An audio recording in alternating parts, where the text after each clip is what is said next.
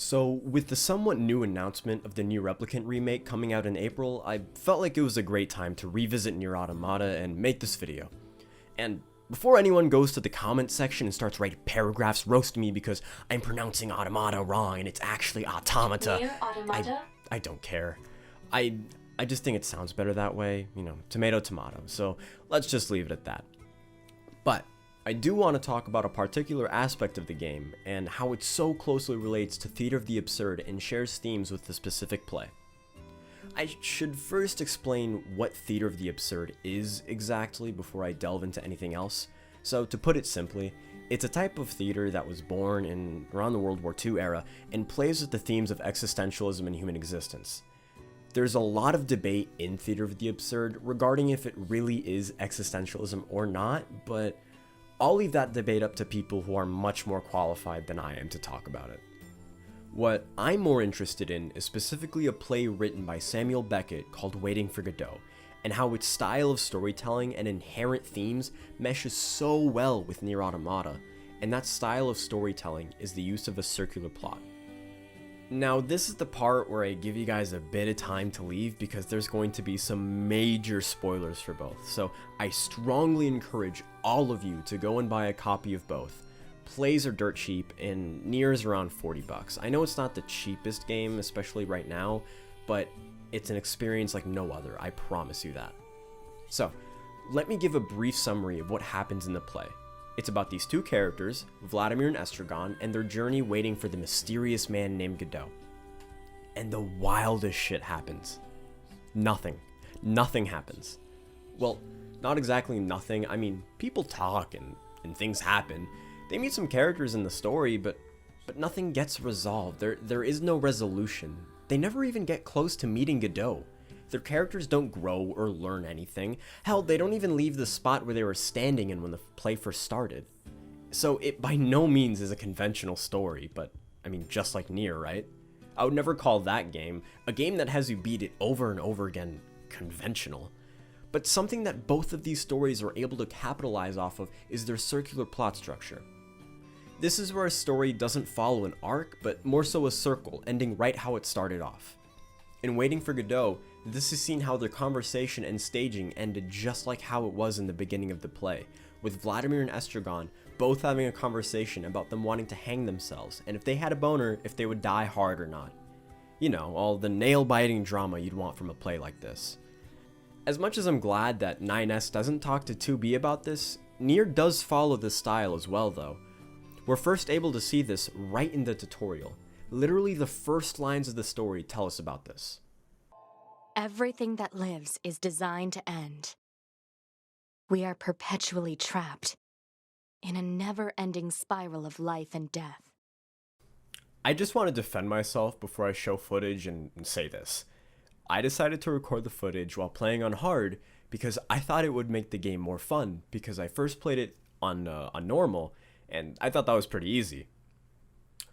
It was not fun, I did not have a good time, the Goliath boss consistently kicked my ass, and it took me 5.5 hours just to finish it. So, I guess moral of the story is don't play it on hard unless you enjoy suffering. So playing the tutorial on hard genuinely gave me more insight on this. I honest to God feel like this is how the game is meant to be played. Even maybe on the hardest difficulty, but I'm not enough of a masochist to put myself through that. But having to play through the tutorial level and over and having to die over and over really drove me insane. To the point where I was as irritable as 2B during the beginning of the game. There was even a time where the pod was telling me to use melee attacks against the armored robots, and 2B and I literally at the exact same time responded to her by saying, I know. It was even more of a mindfuck when you find out that 2B's entire existence revolves around having to repeat the same destiny of killing 9S over and over again, that when I was replaying the tutorial, 2B also had done something like this dozens of times as well. That's when I had to pause the game and think to myself, was all of this intentional? Did Yoko Taro really make this level just for me to understand the absurdity of the situation that 2B was in? Well, he probably made it full well knowing people would have a hard time and laughed at the thought. but was having to relive this moment over and over again, and having us, the player, understand what that was like just so we could be in 2B's shoes, was that effective to introduce us to the idea of a circular plot and absurdity? Well, I think it was. And the fact that there are no save points during the tutorial, the fact that we have to start over from the very beginning, no matter how far we make it in this level, just adds to that feeling of frustration and futility of having to start over from the very beginning. And just when we beat the level, we end up dying anyway and finding out that the androids have replaceable bodies. So in the end, it kind of feels pointless for us to have been this invested in something that wasn't as dire as we first thought. But that feeling in and of itself isn't just an introduction to the game. It's an introduction to the feeling of existentialism and facing the absurdity of life and its challenges. Throughout the rest of the game, there are some really good examples of using the circular plot, such as the transition from ending A to B where you just play through the game again, only now you're playing as 9S. The fact is that we have to replay this game several times to even get the actual ending. Through every playthrough you do of this game, you're following this pattern. You finish ending A and you play the exact same story again, just only now through a different perspective. And after you're done with that, you have to play through the game again to get ending C to really even finish the game. And every time you're done with one of these playthroughs, you have to go through the same thing. The credits roll, the game restarts, and you end up in the title screen. Even at the final fight where you have to choose between 9S and A2 to reach the true final ending, you have to restart the game to play both sides.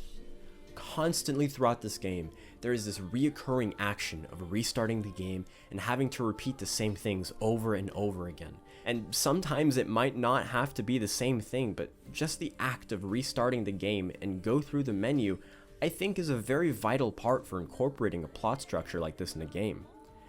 And while all of these examples are fine and all, I think that the true ending for the game is able to beautifully utilize this idea and really capture the feelings that Waiting for Godot does when at the ending of the story.